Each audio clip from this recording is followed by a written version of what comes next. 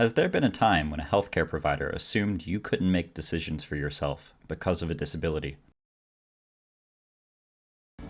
So there was a time I had to go to hospital and get treatment, but the doctor did not understand what I'm saying, and I was sent back to come with a support person, which it was hard for me because I was not feeling well. But I had to find a ways to find someone who understands me to go and talk to the doctor so that I can get help. It was really hard and sad because I wanted my privacy, but then I couldn't deal with the doctor direct because he denied me. So yeah, it was really bad for me to be sent back. They treat me unfairly and do not provide me with adequate care.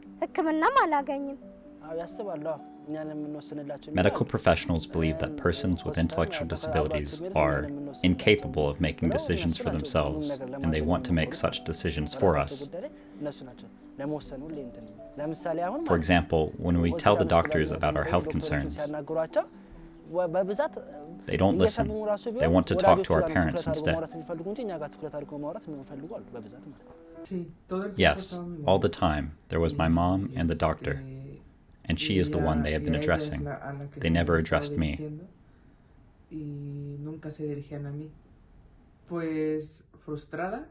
I was frustrated because I couldn't make a decision about myself, and at that moment,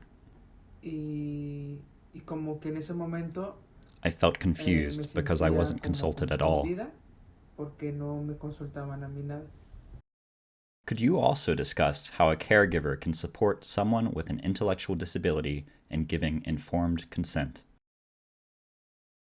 It is right for a person with intellectual disability and supporter to ask for another doctor or another assistant if that doctor or that person is not insist to support a person with intellectual disability. For example, if we go with the family and if the person who is treating us and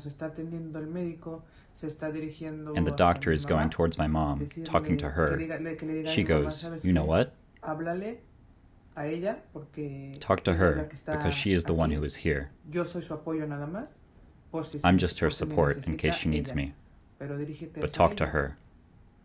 Talk to the person and not to the support person."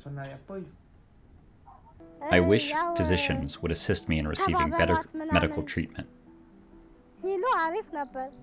but they are uncooperative. As a result, I bring my sister with me to help seek good medical treatment. When they visit medical centers, persons with intellectual disabilities should be knowledgeable about themselves. I would advise people to be with their parents when they visit the hospital, because they know more about them. It is preferable to visit hospitals with parents, rather than siblings, since physicians pay more attention to what parents say. If you could send a message to healthcare providers regarding people with intellectual disabilities and informed consent, what would it be?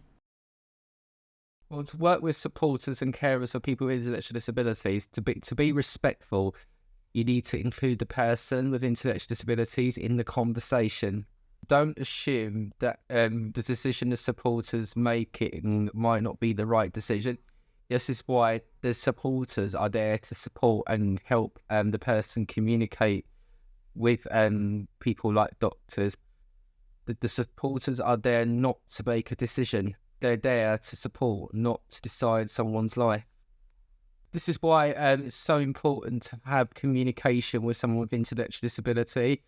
If they're asking for consent, they've got to make sure that they speak to the person, try and find ways of communicating in a more easier way so they can communicate with the person and try and get their consent.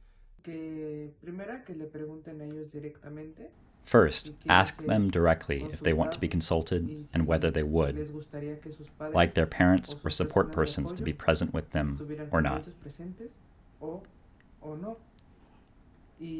And then, address the person and not the support person. And also, make your formats accessible. I don't always understand everything, especially when it's a lot of information.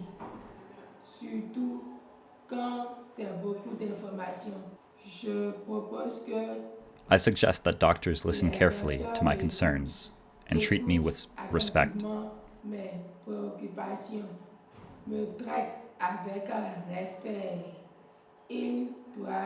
Above all, they have to explain to me what they are doing to me very simply and ask me first.